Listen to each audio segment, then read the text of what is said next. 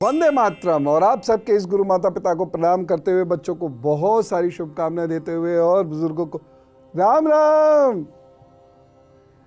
कुछ हाथ ये बता देंगे आपको कि जीवन में संघर्ष है, कितना है, कब तक है।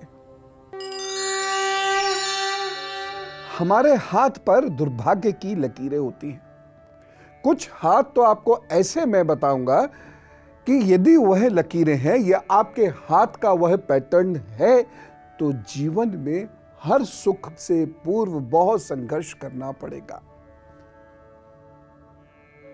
सत्य को जितनी शीघ्र आत्मसात करेंगे, जीवन उतना सरल होता जाएगा।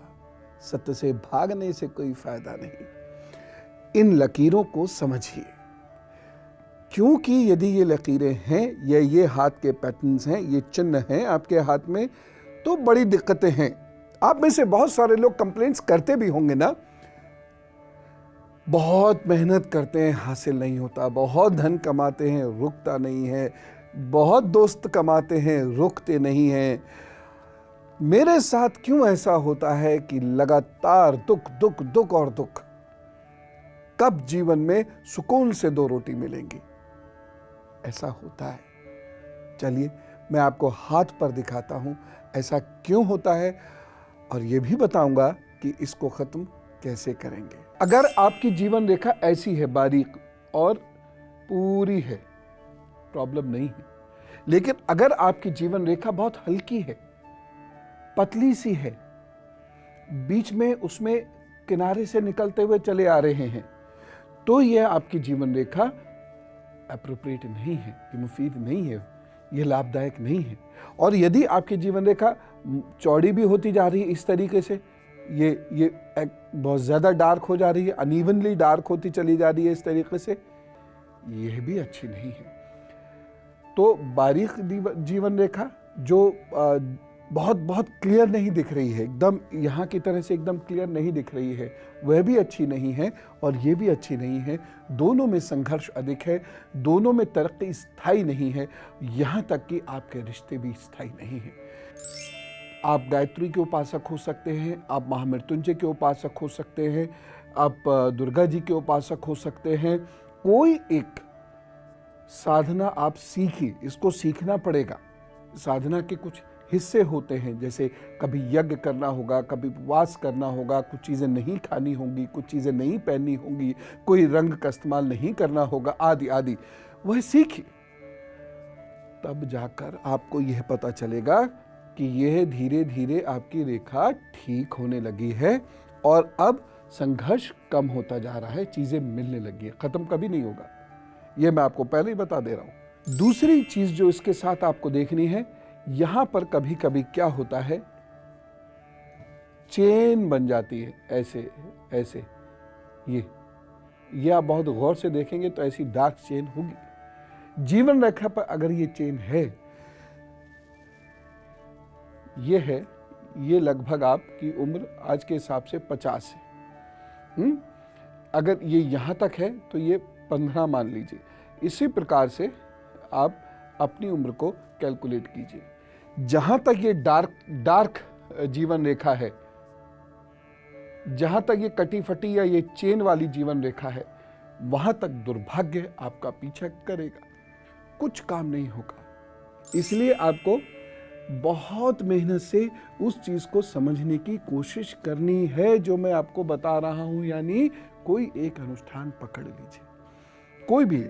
आप अपने ईश्वर का, जो भी आपके इष्ट हैं, जिनकी भी आप पूजा करते हैं, कोई एक अनुष्ठान पकड़िए और चल दीजिए। कुछ और चीज़ें मैं आपको हाथ पर बताऊंगा जिनको देखकर आपकी समझ में आएगा कि अरे ये है कष्ट का कारण और यहां तक है ये कष्ट, और उपाय भी बता दूंगा, ठीक होंगी चीज़ें। अब फिर 2-3 चीज़ें मैं दिखाता हूं जो आपके या आपके परिवार में किसी के हाथ पर हो, तो उपाय भी मैं साथ साथ आपको बता रहा हूं, वह उपाय भी करते चले जाएं।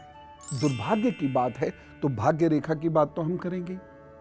ये भाग्य रेखा है तो बड़ा अच्छा है साहब, आप बहुत कुछ कर सकते हैं। और यदि आपके जीवन रेखा और भाग्य रेखा मिल जाती है तो आपको जीवन में बहुत सहारा मिलेगा लोगों का। जिसकी वजह से आप बहुत कुछ नहीं भी हैं, तब भी घर के लोगों की मदद से, रिश्तेदारों या मित्रों की मदद से आप जीवन में आगे बढ़ते रहेंगे। लेकिन अब ये चीज है, इसको आप देखिए, ये और ये इस तरीके की अगर भाग्य रेखा है, ये नुकसानदायक है और काफी नुकसानदायक है। क्या नुकसान? कभी कुछ, कभी कुछ, कभी कुछ, कभी कुछ। 3 साल किसी एक कार्य नौकरी पर नहीं टिक सकता ऐसा व्यक्ति। और ये रेखा यदि हल्की भी है, ये तो गाढ़ी मैंने दिखाई है, अगर ये हल्की भी है तो हर साल परिवर्तन, हर साल परिवर्तन। 25 साल के कैरियर में 25 परिवर्तन। कौन बचाएगा इससे? 2 चीजें बचाएंगे इससे, शिव और सेवा। शिव जी का अनुष्ठान, अगर इस प्रकार की भाग्य रेखा है तो आपको शिव के चरणों में जाना होगा। शिव जी का अनुष्ठान किसी भी रूप से आपको करना है और साथ ही साथ अपने जीवन में कोई एक सेवा ले लीजिए, वो पशु पक्षी पेड़ पौधे किसी की हो, और सारी दुनिया इधर की उधर हो जाए, वो सेवा इधर की उधर नहीं होनी चाहिए। मैं 2-3 और चीजें आपको बताता हूं, वह अगर हाथ पर हैं, खासतौर से बच्चों के हाथ पर इसे देख लीजिएगा, उनके होने का अर्थ ही यह है काम नहीं होगा। अभी बताता हूं, चलिए कुछ और चीजें देखिए, समझिए और उसके उपाय भी जानिए। अब ये रेखा देखिए, ये इतनी सी रेखा है, चलेगा, क्योंकि सफलता मिलेगी, देर से मिलेगी, कम मिलेगी। आईएएस बनना चाहते हैं तो हो सकता है पीसीएस एलाइड हो जाएं, हो सकता है 30 या 32 साल में जाकर हो वो भी, लेकिन होगा। अगर ये रेखा ऐसे हो गई, ये तो कुछ भी नहीं, दुर्भाग्य ही दुर्भाग्य। और इसमें भी यदि ये रेखा इस तरीके से बटनी शुरू हो जाती है, बहुत बुरी हालत। अब करना क्या है? गायत्री पकड़ लो साहब, खूब उपासना करो गायत्री की, खूब यज्ञ करो, आप खूब देर देर तक ध्यान करो, और हर महीने 2 महीने में एकांतवास पर चले जाओ जहां आप सूर्य की आराधना करो। हाथ कंगन को आरसी क्या, पढ़े लिखे को फारसी क्या, आपकी ये रेखा ठीक होने लगेगी। हाथ पे देख लेना, ये जो रेखाएं हमने अभी देखी हैं, ये रेखाएं वाले ये उपाय करने शुरू कर दें, हाथ ठीक होना शुरू हो जाएगा। अभी मुझे आपको वो हाथ दिखाना जिसमें बहुत सारी कटी फटी ऐसे ऐसे करके ना जाने कितनी प्रकार की ड्राइंग बनी हुई होती है। क्या मतलब होता है उसका, और ऐसे लोगों को क्या करना चाहिए, ये जब भी जानते हैं। और अब गुरु मंत्र, यहां बहुत सारी रेखा, ये रेखा, ये ऐसे ऐसे करके, ये यहां, ये